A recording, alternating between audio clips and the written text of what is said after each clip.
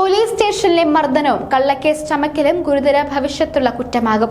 ഇതിൽ കുറ്റക്കാരെന്ന് കണ്ടെത്തുന്ന പോലീസ് ഉദ്യോഗസ്ഥർക്ക് ജോലി നഷ്ടപ്പെടുക മാത്രമല്ല, ഭീമമായ നഷ്ടപരിഹാരം സ്വന്തം കയ്യിൽ നിന്ന് നൽകേണ്ടതായും വരും. അത്തരം നടപടിയിലേക്ക് ആഭ്യന്തര വകുപ്പും സർക്കാരും നീങ്ങുന്നു. പോലീസുകാരുടെ വീഴ്ച മൂലമുണ്ടാകുന്ന നഷ്ടപരിഹാരം ഇതേവരെ സർക്കാരായിരുന്നു നൽകിയിരുന്നത്. അത്തരത്തിലുള്ള വിധിയാണ് കോടതിയിൽ നിന്ന് വന്നുകൊണ്ടിരുന്നത്. എന്നാൽ ഉദ്യോഗസ്ഥർ നേരിട്ട പങ്കാളികളാകുന്ന തെറ്റുകളിൽ പരമാവധി ശിക്ഷയായ പിരിച്ചുവിടലിലേക്ക് ആഭ്യന്തര വകുപ്പ് നീങ്ങി തുടങ്ങി. അതോടൊപ്പം സർക്കാർ നൽകേണ്ട നഷ്ടപരിഹാരം ബന്ധപ്പെട്ട ഉദ്യോഗസ്ഥരിൽ നിന്ന് ഈടാക്കാനുള്ള നടപടിയും ആരംഭിച്ചു. കേരള പോലീസ് സേനയിൽ നിന്ന് 2016 ജൂൺ മുതൽ ഇതേവരെ 108 പോലീസുകാരെ പിരിച്ചുവിട്ടിട്ടുണ്ട്.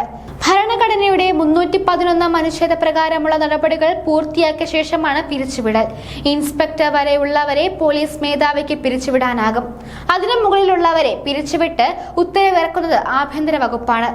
തൊഴിയൂർ സുനിൽ വധക്കേസിൽ തെറ്റായി ശിക്ഷിക്കപ്പെട്ടവർക്ക് 5 ലക്ഷം വീതം നഷ്ടപരിഹാരം നൽകാമെന്ന ഹൈക്കോടതി ഉത്തരവിൽ സർക്കാർ സ്വീകരിച്ച പുതിയ നിലപാടാണ് കുറ്റക്കാരായ പോലീസുകാർക്ക് സ്വത്തും പണവും നഷ്ടമാകുന്ന സ്ഥിതിയിലേക്ക് എത്തിച്ചത്.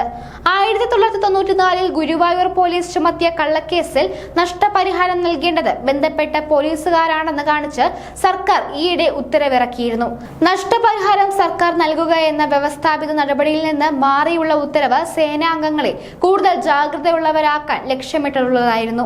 സേനയിൽ നിന്ന് പിരിഞ്ഞാലും ജോലി നഷ്ടപ്പെട്ടാലും നഷ്ടപരിഹാരം നൽകലെന്ന ഉത്തരവാദിത്തത്തിൽ നിന്ന് ഒഴിവാകാനാകില്ലെന്ന സൂചനയും തൊഴിയൂർ കേസിൽ സർക്കാർ നൽകുന്നുണ്ട്. കള്ളക്കേസെടുത്ത ഉദ്യോഗസ്ഥർ സർവീസിൽ തുടരുന്നുണ്ടെങ്കിൽ നഷ്ടപരിഹാര തുക ശമ്പളത്തിൽ നിന്ന് പിടിക്കാനും അല്ലാത്ത പക്ഷം വിരമിച്ച ആനുകൂല്യങ്ങളിൽ നിന്ന് ഈടാക്കി നൽകാനുമാണ് സർക്കാർ ഉത്തരവിറക്കിയത്. കള്ളക്കേസിൽ ജീവപര്യന്തം തടവിന് ശിക്ഷിക്കപ്പെട്ട പ്രതികൾ നടത്തിയ നിയമ പോരാട്ടത്തിൽ 31 വർഷത്തിനു ശേഷമാണ് നഷ്ടപരിഹാരം നൽകണമെന്ന ഉത്തരവും പോലീസുകാരിൽ നിന്ന് ഇത് ഈടാക്കി നൽകണമെന്ന സർക്കാർ നിർദ്ദേശവും വന്നതെന്നും സംഭവത്തിന്റെ ഗൗരവം വർദ്ധിപ്പിക്കുന്നുണ്ട്. ഇതിനു പുറമെ കള്ളക്കേസ് ചമച്ച പോലീസുകാർക്ക് നേരെ ക്രിമിനൽ ഗൂഢാലോചനയ്ക്ക് നിയമ നടപടി സ്വീകരിക്കാനും കേസിന്റെ പുനരന്വേഷണത്തിന് ഉദ്യോഗസ്ഥനെ നിയമിക്കാനും തീരുമാനമായത് പോലീസുകാരുടെ തെറ്റായ നടപടി എന്തെങ്കിലും ചോദ്യം ചെയ്യപ്പെടുമെന്നതിന് ഉദാഹരണമാണ്.